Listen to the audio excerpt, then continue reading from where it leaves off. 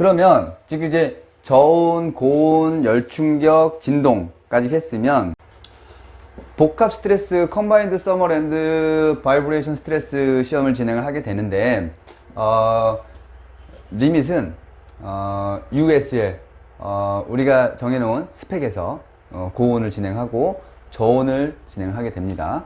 저온을 진행하게 되는데 여기에서 이제 중요한 거는 진동 시험이 들어간다. 이 빨간색 라인이 이제 진동 시험이 들어가는 거예요. 보면은 저온하고 고온하고 꼭 이 진동 시험이 걸려 있어야 돼요.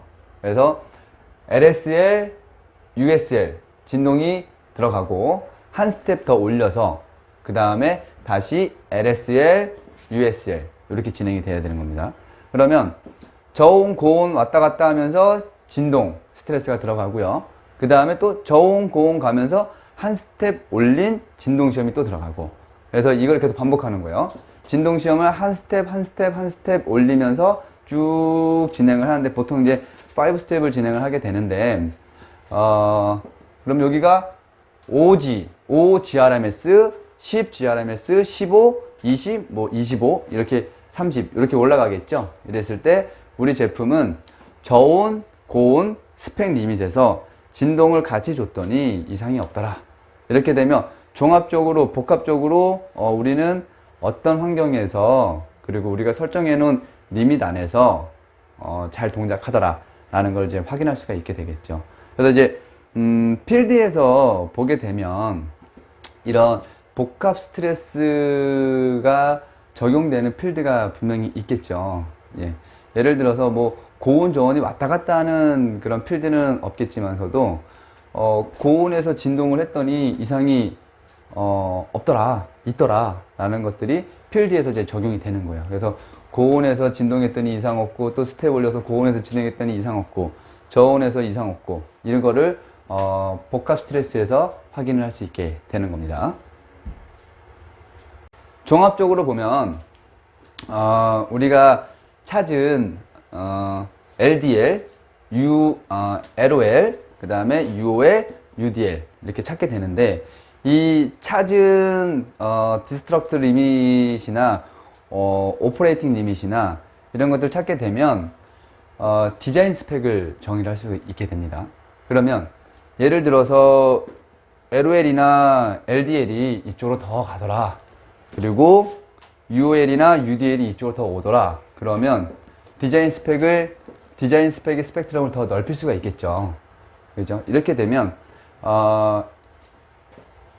스트레스에서 우리 제품이 어느 정도까지 동작할 수 있더라 라는 설계 마진을 가져갈 수 있는 거예요. 그래서 보면은 디자인 스펙이 한 이 정도까지 가더라, 이 정도까지 오더라, 이렇게 되면 훨씬 더 내구성 있는 제품을 생산하고 설계하고 개발할 수 있는 좋은 시험 항목이라고 보시면 되겠습니다. 장점은 빠른 시간 내에 설계 완성도를 평가하거나 신뢰성을 평가할 수 있다. 그러니까 이 할트 시험을 통해서 스트레스 인자를 가속으로 쫙 주면서 리밋을 찾게 되니까는 빠른 시간 안에 찾을 수가 있는 거예요.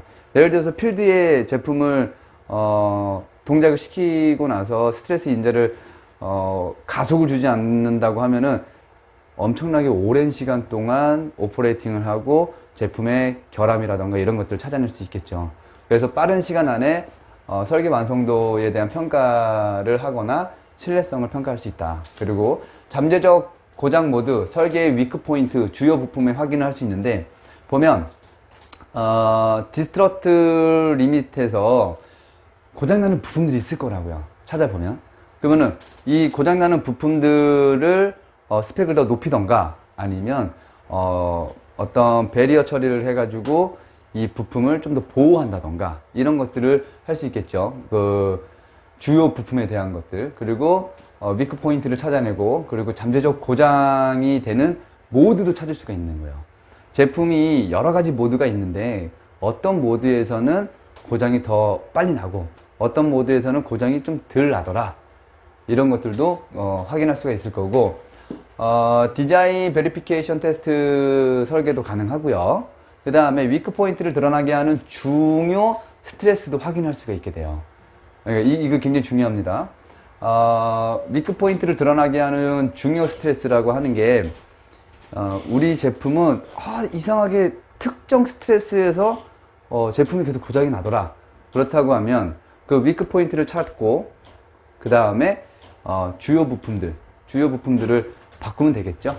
예, 이런 것들 찾을 수 있고, 제품 개선으로 동작 환경 범위를 확대해서 신뢰성을 향상할 수 있다. 아까 전에 디자인 스펙을 쭉 늘릴 수 있는 거죠. 예, 이 시험을 통해서 제품이 어떤 환경에서, 그리고 그 범위가 얼마만큼 늘어날 수 있는지도 찾아낼 수 있는 겁니다. 우리 6축 진동 시험 하는 것들을 영상으로 간단하게 한번 봐볼게요.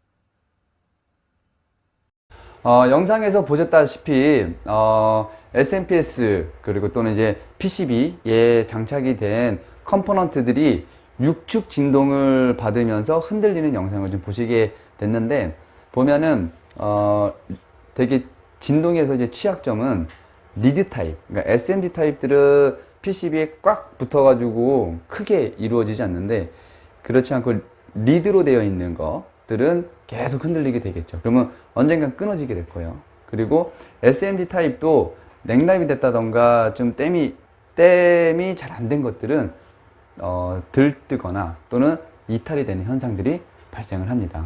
그래서 우리 할트 시험을 오늘 시간에 이야기를 나눠봤는데, 마지막으로 이제 정리를 하게 되면 할트 시험을 왜 진행하는지, 그리고 할트 시험을 통해서 어떤 결론을 내릴 수 있는지, 그리고 우리 제품에 어떻게 적용을 하면 될지를 한번 알아봤습니다. 예를 들어서 우리 CM실에서 할트 시험을 진행한 성적서를 데이터를 한번 보도록 할게요. 이 데이터는 저온 시험을 진행한 데이터고요. 상온에서 진행해서 10도씩 내린 거예요. 10도씩 내려서 봤더니 이상이 없더라. 마이너스 5도 갔더니 이상이 없더라. 해서 스텝 바이 스텝으로 쭉쭉쭉쭉 내린 겁니다. 쭉 내려서 봤더니 마이너스 75도에서 LOL이라고 합니다. 그러면 우리가 아까 전에 배웠던 것처럼 마이너스 75도에서 LOL이 나왔다고 하면 더 내린 거겠죠. 한 번 더 내린 거예요. 마이너스 85도 내렸더니 여긴 LDL이 되어 있네 라고 보면, 이 시험은 마이너스 75도까지는 정상적으로 동작을 한 거예요. 그리고 마이너스 85도가 갔더니 동작을 안 한 거예요. 그래서 다시 마이너스 75도로 다시 올렸어요. 온도를. 그랬더니 동작을 안 해요. 망가졌어요. 그러면 마이너스 75도까지는 이상 없이 동작을 했으니까 마이너스 75도가 LOL이 되는 거고, 마이너스 85도는 고장이 났으니까 LDL이 되는 거예요. 그래서 결론적으로는 마이너스 75도 LOL, 마이너스 85도 LDL을 찾게 된 거예요. 그래서 할트 시험의 성적서를 볼 때 LOL, LDL, UOL, UDL 이런 것들에 대한 정의도 잘 알고 있어야지 이 성적서를 볼 수 있겠죠. 그래서 이런 성적서를 보게 됐을 때에 마지막으로 이제 상온으로 복귀했더니 이상이 없더라. 이렇게 해서 결론적으로 할트 시험의 저온은 이렇게 되더라. 그러면 고온은 또 어떻게 되겠습니까? 이 저온 시험하고 이제 반대가 되겠죠. 그러면 스텝 바이 스텝으로 고온을 쭉 올라가는 거예요. 이렇게 해서 예제로 한번 들어봤습니다. 이상으로 CMCL에서 준비한 할트 시험에 대한 내용을 마치도록 하겠습니다. 감사합니다.